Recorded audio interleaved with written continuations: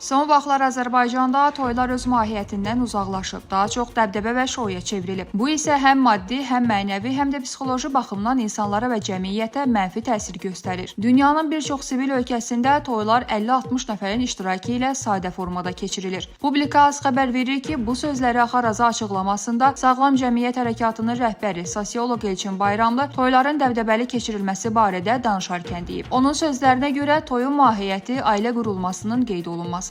Stat: Toy, şou və ya konsert deyil, dəbdəbə və zənginlik nümayişi və ya insanları borc və kreditə salan mərasim də olmamalıdır. Gənclər yüksək toy xərclərini ödəyə bilmədikləri üçün evliliyi təxirə salmaq məcburiyyətində qalır. Buna görə də sadə və az xərcli toylar keçirilməlidir. Çünki toy mənəvi dəyərlər üzərində qurulmalıdır. Bu mərasim pul xərcləmə yarışı və ya göstərişə çevrilməməlidir.